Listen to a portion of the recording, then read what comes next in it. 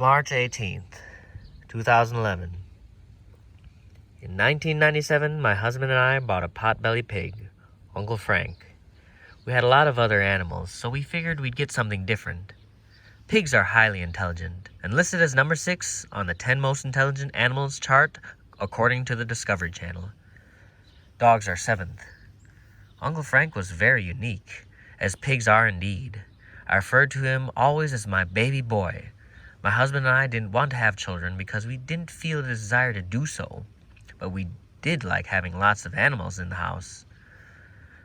I've always known that as Uncle Frank got older and bigger, some males weigh almost 200 pounds. If he was ever unable to walk, there would be no way for us to carry him around. Arthritis is very common in pigs, and I knew if he became lame with arthritis, I'd have to have him, quote, put to sleep, unquote. But that wasn't going to happen to my baby boy. I knew how to keep him healthy. He was never overweight and got regular exercise. He lived in the house and had a very soft, warm bed to sleep in. One day in 2008, I was walking him outside on his leash when he went down on his front knees to eat some grass. He crawled around a bit on his knees and continued to eat the grass. That was the beginning of his arthritis. My fear of losing sight of Uncle Frank had begun. After a week of him walking on his knees on occasion, I called a vet to come to the house. He confirmed that my pig most likely had early-stage arthritis. He gave me some sort of medication to use, and I was optimistic the medication would cure Uncle Frank of his disease. That night, my eyelids started itching terribly. When I woke in the morning, they had a few red and swollen patches on them. I assumed that I was allergic to something. I was not yet aware of German new medicine.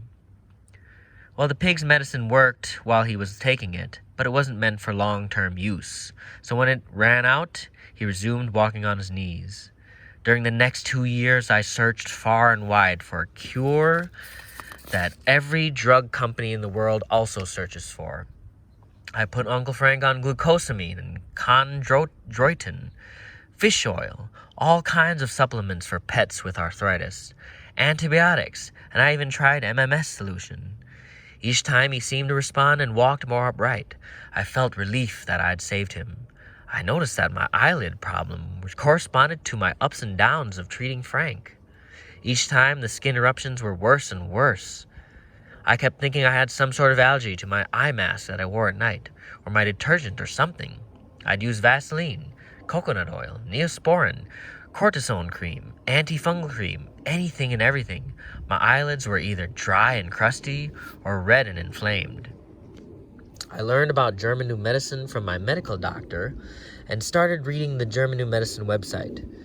I began to understand the connection between skin conditions and, quote, separation conflicts, unquote. I remember one particular night when I was crying to a pig breeder about Uncle Frank, and she told me she swore by these Chinese herbs called solitary hermit tea pills for all her pigs. She said they are like miracle pills. I was so hopeful after talking to her that I ordered them right away, and my eyes began to itch like crazy. I made the connection to German New Medicine. I realized whenever I felt hopeful, my eye skin would go into healing, hence the red inflammation and itching. When I'd stress over losing Frank, the healing would stop. It was a cycle being repeated over and over. Now I knew what the cause was. I tried to accept Frank's limitations, and my eyelids got better when I accepted him as he was, but I still couldn't stop it completely. In the summer of 2010, Frank developed arthritis in his back legs. Once outside, the plate of food was placed about 10 feet away from the steps. But this time was different. He'd walk about 3 feet and lay down. Then he'd get up, move another 2 feet, and sit down again. He didn't care if he got the food or was soaking wet. By the end of August, he rarely moved anymore. He still ate, but he wouldn't go back to his room and to his bed to sleep. He'd sleep right on the floor after he came in from going to the bathroom in the morning. It took me about 20 minutes to get him outside each time. The vet came again and confirmed he had osteoarthritis in his back legs as well, and prescribed a very strong pain medication. I read about it online, and it had bad side effects, including causing liver and kidney failure.